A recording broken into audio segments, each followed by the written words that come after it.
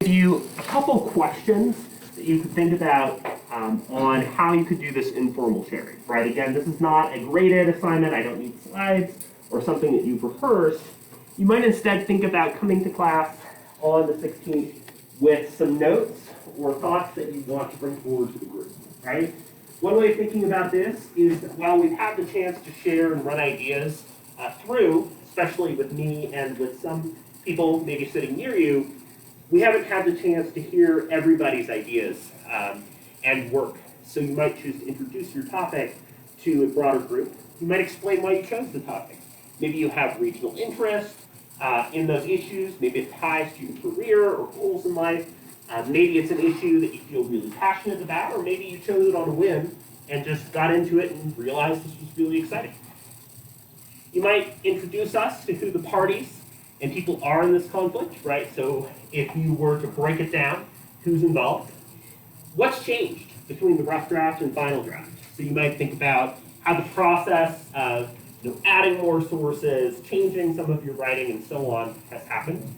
Since this is a course that's been pretty focused on writing for your revision, you might be thinking about what you've learned as a writer, right? You might think about changes that you've made, given feedback, ways that when you've had to sit back and expand on your original project, that you've been able to do so.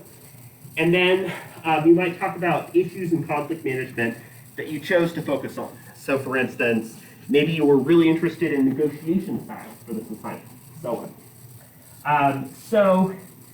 I got a request last class about including kind of a running list of terms or concepts.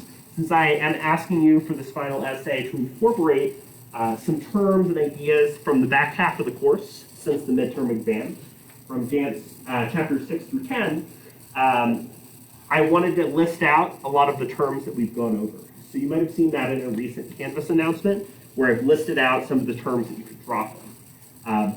There's also new stuff that we'll be getting into today as we talk about conflict in organizations and families too, that you could also draw from there as well.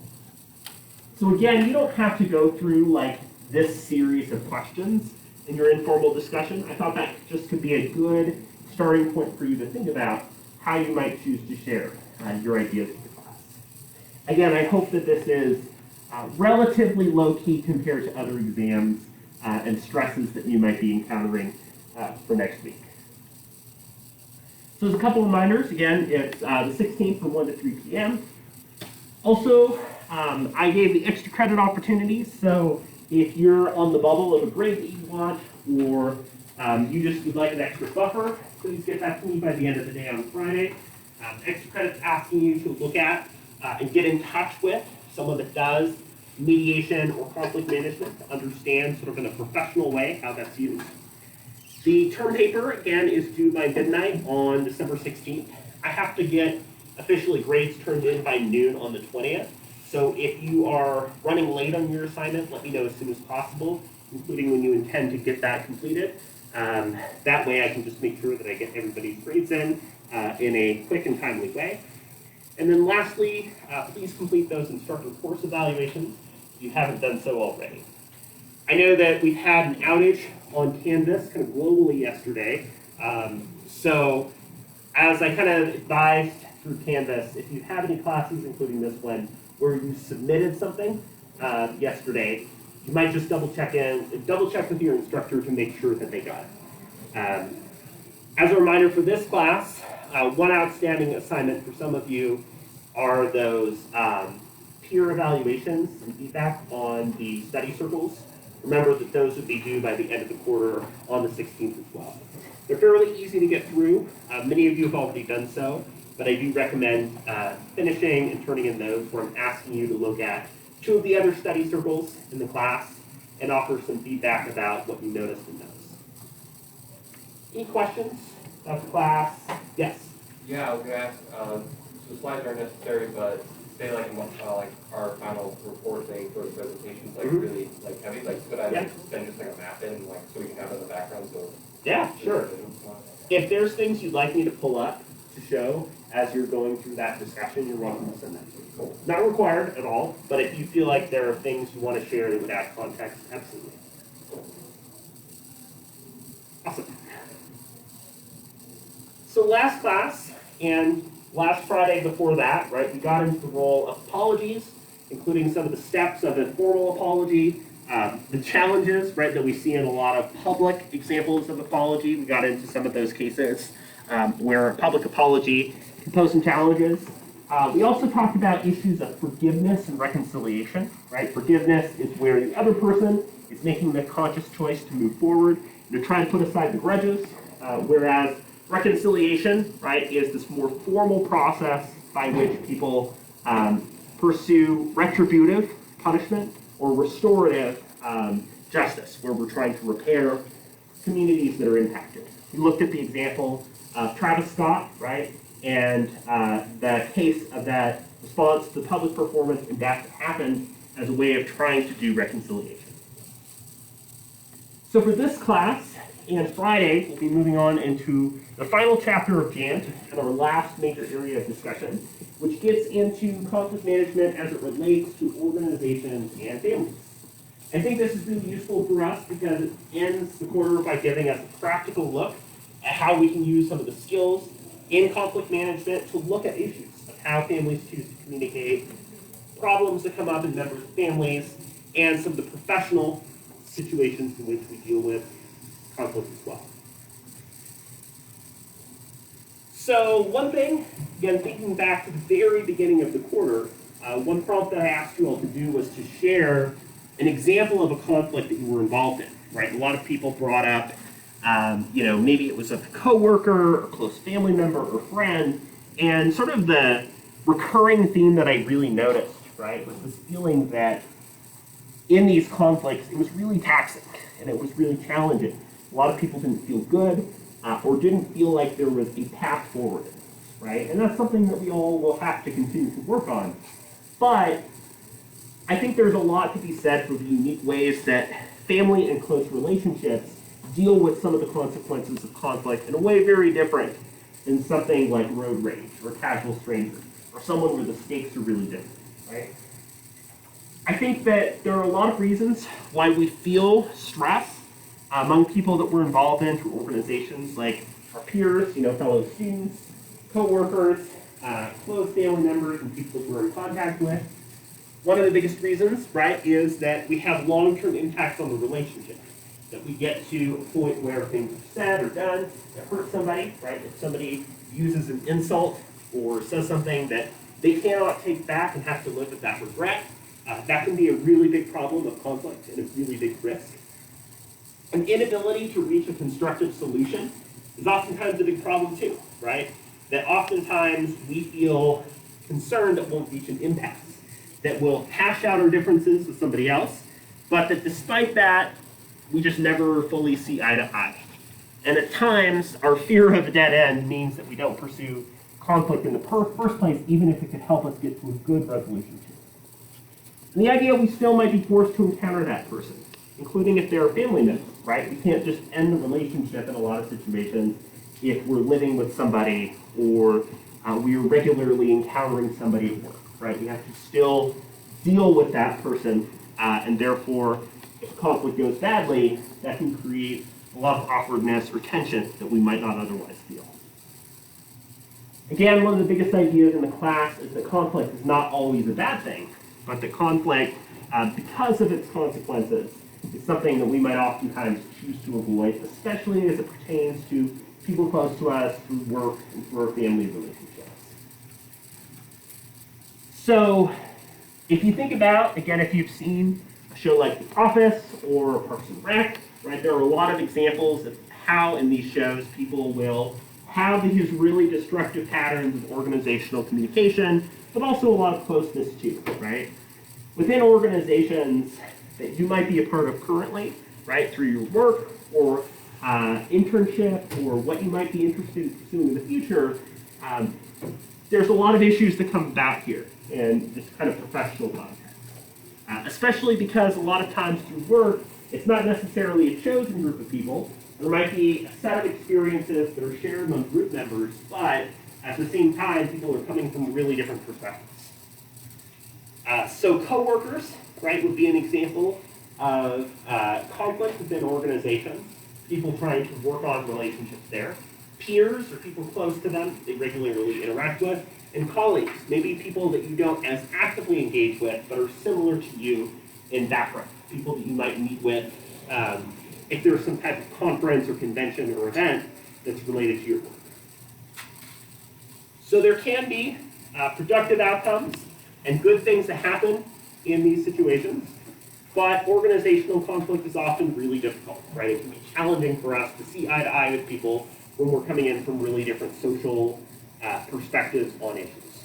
Again, a really major example of this, thinking about COVID-19 and its impacts on organizations. For instance, who is working remotely, who is able to work remotely, whether or not remote work is offered, or has to be provided through an exemption, or cannot be provided for things like essential work, or labor, right, that involves physical presence. So there's a lot of challenges that we've definitely seen develop in organizations. So I wanted to share a short video that I think helps, or a clip from a longer video, that I think helps us to understand and look at some of the ways that we can effectively deal with conflict as it relates to organizations, right? I really like this model because, again, it points to our larger conversation in the class about how conflict is not necessarily a negative thing on face, but that there can be different methods of dealing with conflict that might emerge in an organization or professional context. So as you're watching, pay attention to some of the ways that strategies and approaches are mentioned for addressing conflict that happens through organizations.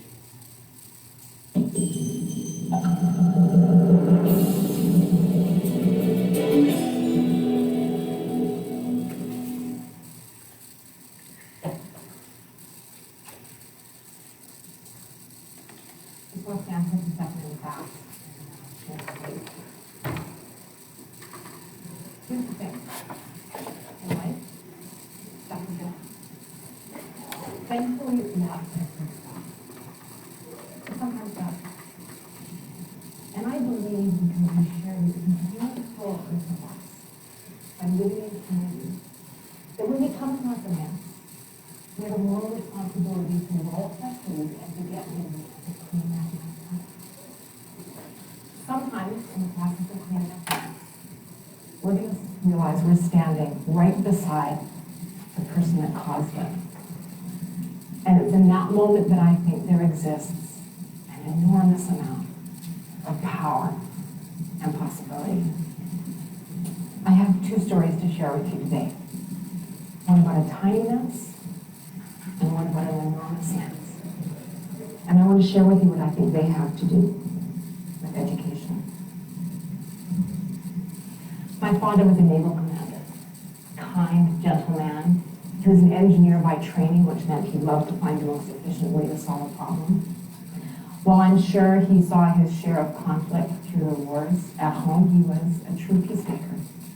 He seemed to spend an inordinate amount of time trying to restore order to our chaotic dining table. He didn't ask a lot of us as a family, but the one request that my father made was that none of us use his beard trimming scissors. I had two older brothers and an older sister, and they had desks of their own filled with supplies, and my mother had her own sewing room. So scissors weren't a particular novelty for them. But for me at 7, I was fascinated with the fact that my father would have something that only he was allowed to use. And I remember watching him meticulously shaping his beard with these scissors. They were tiny, they were sharp, and they were very, very pointy. So one day, I was doing a little craft project, which involved an enormous amount of paper, a huge amount of glue, and a few staples. And I decided that I needed to cut something. So I went into the bathroom, and I took my father's scissors. They were amazing. Until, of course, I cut through a big glob of wet glue and a couple of staples. And I realized that I had damaged my father's scissors. So, as stealthily as I had taken them out of the medicine cabinet, I put them back. The next day, my father came to me, and he crouched down to eye level, and he looked at me and he said, "Did you use my scissors?" And and I lied. And then my father told me how disappointed he was in me. And he proceeded to show me how the scissors no longer easily cut his beard. They snagged and pulled at the hair painfully. And he asked me again, did you use my scissors? And this time I told him I had. So my father took me for a walk in the garden. And he didn't say much for a while. And then he started to talk to me about honesty and about respecting people's property, and most importantly, about respecting their feelings. We came in the house and he showed me how to clean the dried glue off the blades with rubbing alcohol, and how to finally sand the nick out with sandpaper. And then he made us 2 huge cups of hot chocolate with lots of marshmallows. And we never talked about the scissor incident again. Years later, when I had children of my own, I was grappling with finding a discipline technique that felt like it fit. Most of my friends were using the timeout. You know, it seemed counterintuitive to me. And also, with toddler twins, it seemed almost impossible to manage 2 children in 2 different spaces.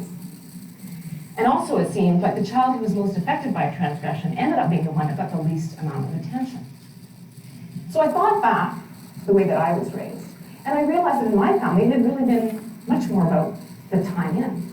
When something went wrong, my parents would sit down with us and they'd take the time to explain how our behavior was impacting the family, and then they would help us figure out a way to make things better. So, my husband Bob and I adopted the time in method with our children, and that was the way we raised them. So, I bring up this example because it ties, both of these stories tie really closely to the experience of how conflict is felt within families, right? So, for instance, as she mentioned in the beginning, right, that moment of conflict, when something bad has happened, right, like the case of her father discovering, that she used the scissors when she wasn't supposed to, was this sort of moment for a harder conversation about issues of honesty and respect and so on, right? And that other example she brings up later about how using discipline and forcing people to have a conversation rather than going to a room could be a constructive way to address conflict that might come up, right? I think that these examples from the video are also really interesting ways for us to think about how different families have different patterns of approaching and dealing with conflict in different ways, right? Depending on things like culture, whether or not you choose to talk about it, right? And deal with a conflict that comes up, or whether it's something that's just unsaid. Who gets to speak and talk openly about a conflict that does happen? Those are all things that have some pretty significant variation in the forms of kind of family and organizational communication that we deal with, right? There's a lot of eerie parallels between how organizations like workplaces communicate and how families communicate. And we can think about the way that things like hierarchy in like parent or leadership roles have a lot of similarities in deciding how communication unfolds in these settings.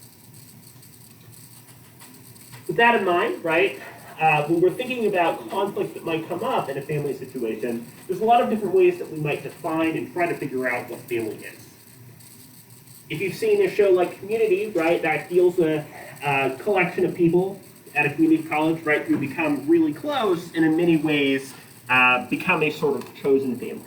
So family, right, as we know from a lot of discussion over the years, is not necessarily just based on things like blood relationships or adoption and so on. In fact, it covers a lot of different areas. It could be biological, it could be adopted, it could be something like a chosen family, right, somebody that's really close to you that you might not otherwise be related to, but you consider a member of your family.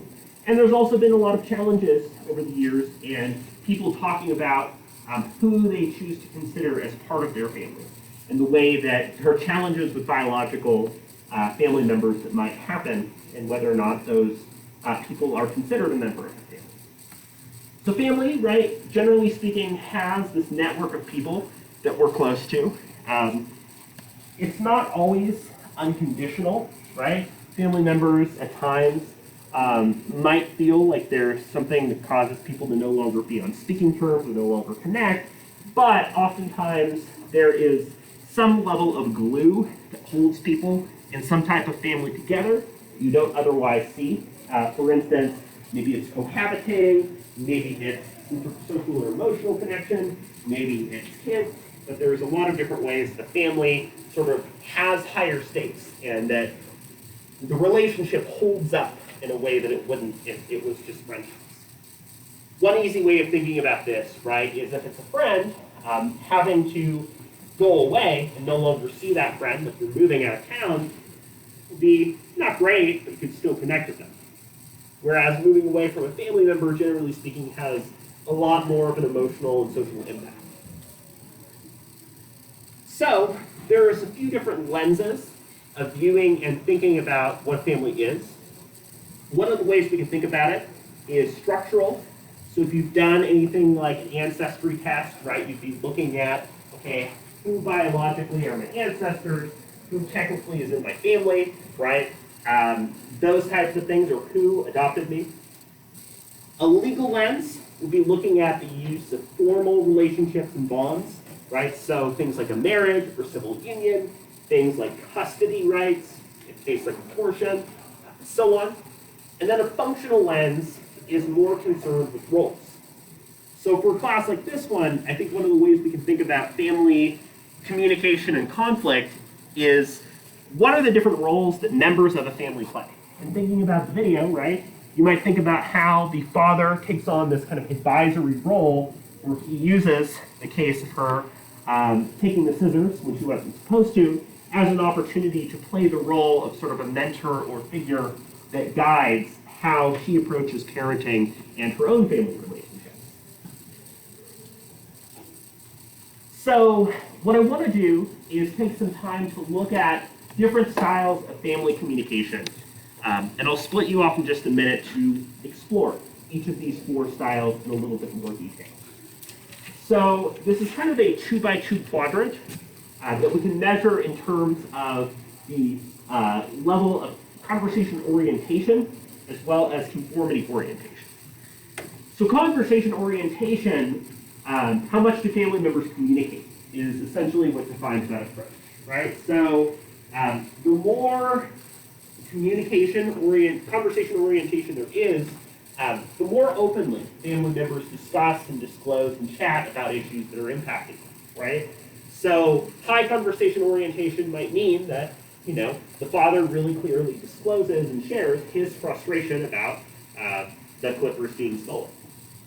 And then conformity orientation, you can think about conformity as, you know, like fitting in, right? To what degree do members of a family conform to or have a similar set of beliefs, or choose to self-censor and share beliefs that are similar among members of the group? For instance, we see a lot of examples in the world and the media of family members who have really clashing perspectives on things like marriage, whether or not to pursue an arranged marriage, who is considered appropriate to date, and so on. And there's a lot of differences in conformity orientation that we might see.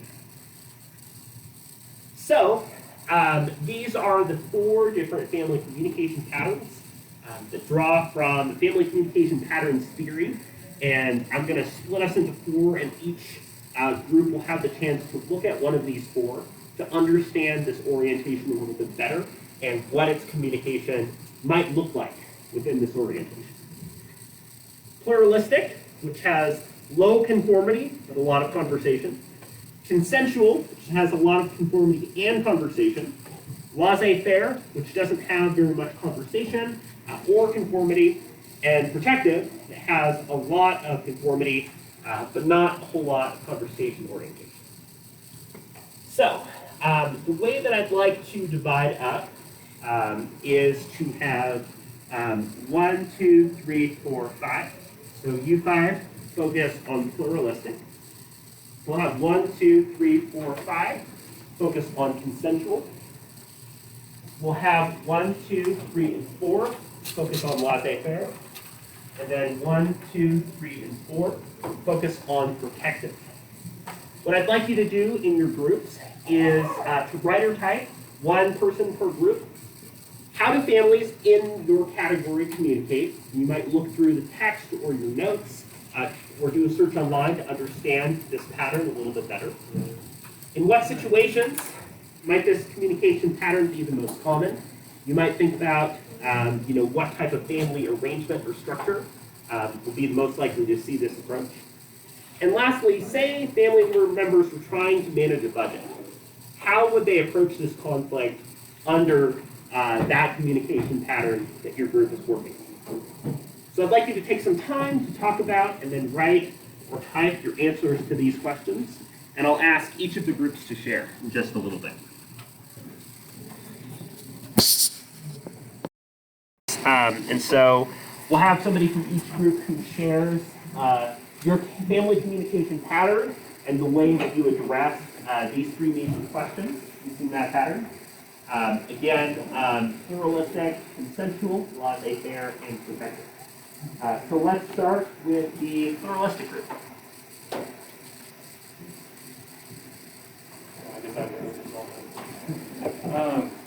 So we did how families category would communicate. We did an open conversation and include all members. So it's a very collaborative thing. Through conversation, children receive guidance. This is guidance is like one of our top key words for this concept. Because it's a lot of letting the kids kind of go off on their own and figure out on their own, but like not just completely guiding them and being there if they have any questions and being open to that kind of discussion. That's what happens when sit down and talk to each other. Sure. Most situations we said that this would be common would be like kind of family dinners. It seems like it's a very like sit down at the end of the day, talk about every day, go over maybe some struggles that happen and kind of go about them, as well as high stress situations. So maybe when a fault does happen or an accident does happen or some sort of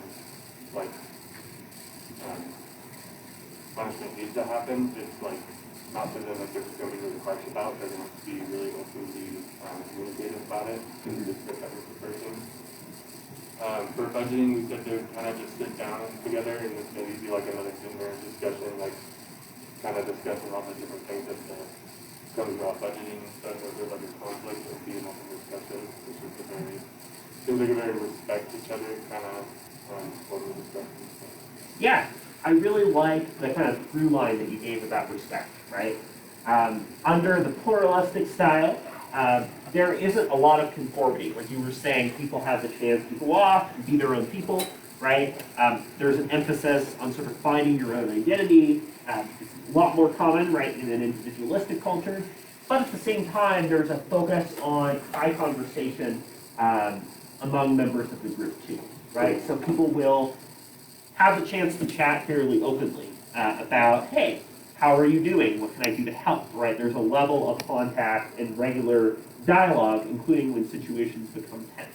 So there's an emphasis on letting people be their own people and also giving people a lot of flexibility, right? That could be positive in letting people feel the opportunity to be who they want to be. But one downside of this approach is that it might mean that it's difficult to establish appropriate boundaries of things that can and can't be talked about. It might mean that some members of the family have a more dominant role or feel like they can participate more actively than others, like older siblings. So there's definitely some challenges in navigating this model. How about the consensual approach? So the consensual approach, it's like it's real high conversation and conformity, so they like to talk things out, make sure everybody's on the right page. But at the same time, they perceive conflict to be a threat to the family's family harmony, and they're able to deal with positive and negative aspects of it. They're very open about thoughts and feelings, not judgmental, open-minded, solution-oriented, and parents have most say in it. And then when was the style the most common? When parents give the kids the talk, when conflict directly impacts the family, divorces, sibling disputes that we help. Yeah. And then how to approach a budget, they would be crunching numbers, getting every aspect, and kind of looking at every outcome, sitting down, discussing it all together, and parents will make the final decision. Yeah. there's some really good attention to detail in some of the ideas your group brings up, right? Under the consensual approach, there's both a lot of conformity and a lot of conversation, which you might think about as a little bit of an oxymoron, but what it means is that members of the family really value talking to each other, but they also see, as you mentioned, conflict as a potential threat, right? Especially when it comes through on heavy topics or concerns. The video example, right, of the razor situation would be an example of a consensual approach because there's a lot of open conversation about being respectful, not lying, and so on, right? There's open conversation there, but there's also a rule, right? And that rule is broken, and there's consequences for breaking that rule. So you can think about consent, right, in terms of offering sort of informed support for something. And a consensual approach is, in many ways, open conversation, but with some ground rules or some limits. People might list them out on the fridge. People might, for instance, list out the chores that family members need to do, but are willing to be open if people would rather change up which chores different members of the family do, right? How about laissez-faire? Communication is very limited with family. We have little value on communication, conversations. The kids can kind of just do like whatever they kind of want, things like that. Instead of best fit, like kind of like divorced families, I guess, where it seems like kids always have a little more data and they don't control that talk between the two. Budgeting, we have very many boundaries, Yeah. guidelines, wouldn't really be set on how much they can spend and things like that. Yeah. So laissez-faire we can think about as sort of like very detached, right? I like the way your group brought up the lack of connection and coordination among people in the group. So under a laissez-faire format, you have people who, just maybe don't care enough about the family or find their connections through other social relationships in a way that makes that communication within the family less important, or people feel like they're on different planets or not able to connect. A lot of times, right, in a more empty nest situation or when everybody is grown up, laissez-faire is generally more common, right? And there's a lot of kind of depictions in film and television of laissez-faire families who are oftentimes forced to be back together. Again, one of my favorite shows is Schitt's Creek, and sort of the premise, right, is that the rich family that's off doing all their own stuff and living very different lives, they're now forced to live together and deal with challenges together. So laissez-faire families deal with conflict, particularly when they're in situations where they have to communicate with each other, and oftentimes have less kind of foundational work that's allowed them to create good approaches for dealing with conflict. Lastly, protective.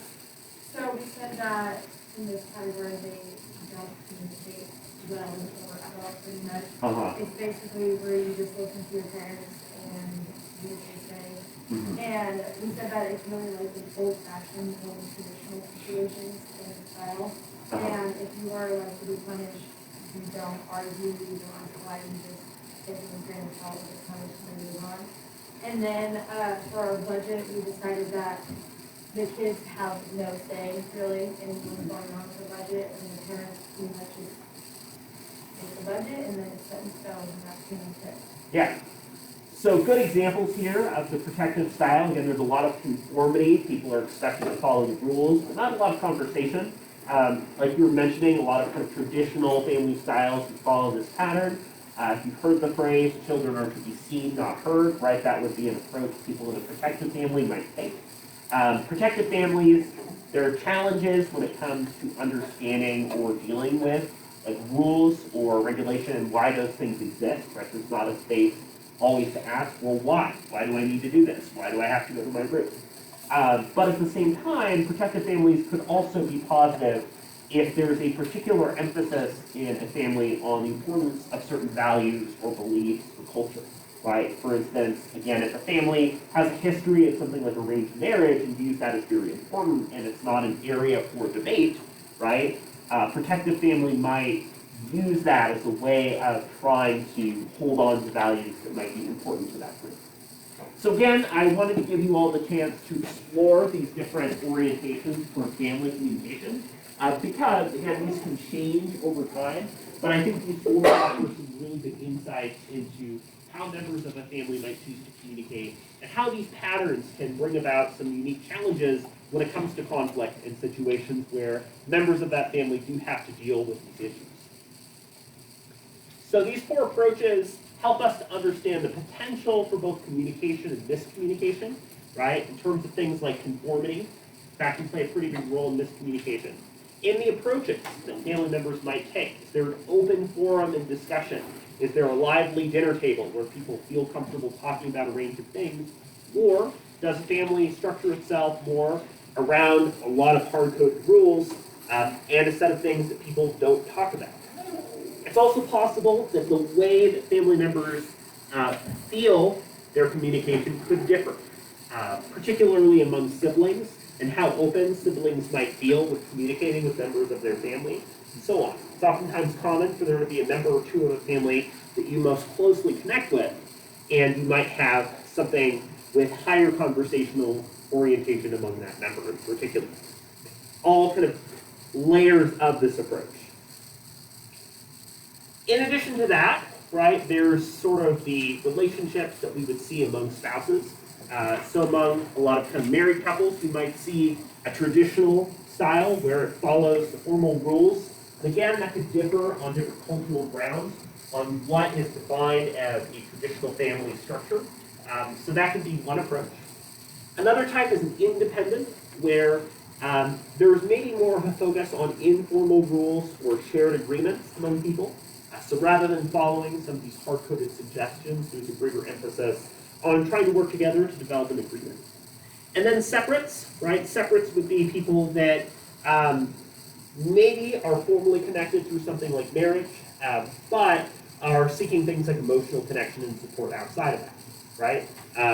One kind of trope that was a lot more common in the past in the United States, right, was an idea of a beard, right, where somebody who's LGBTQ and is in a marriage as a way to hide or protect or not disclose their sexual orientation.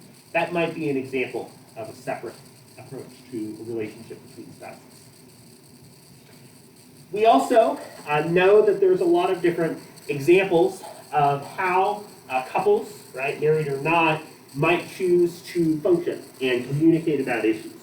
Again, this gets at the idea that just because a couple is engaged in conflict, is arguing it all the time, does not necessarily mean that they're in a negative or toxic relationship, right? There are times where conflict can definitely hurt something, but conflict can be a source of a better relationship too. Volatile couples tend to argue and disagree all the time, right? They're in frequent fights with one another about a range of different topics, but there's a lot of openness, so we might see a more consensual or pluralistic style.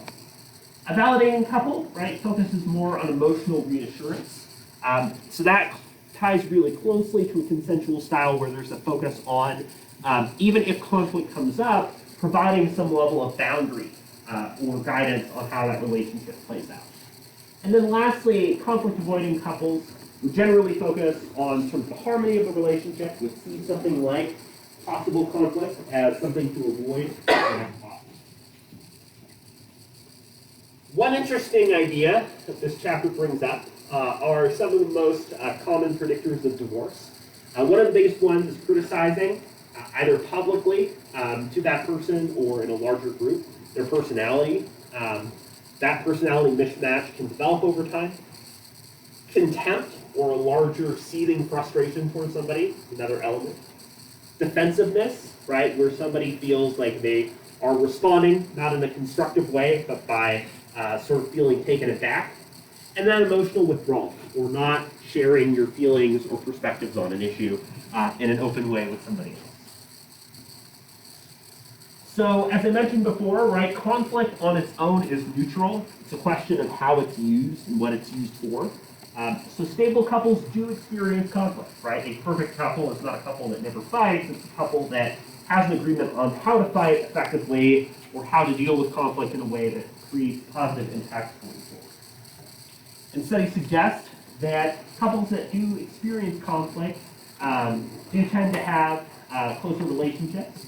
Couples that are stable have like 5 times as much feeling and interaction, which means inevitably that they'll experience more conflict.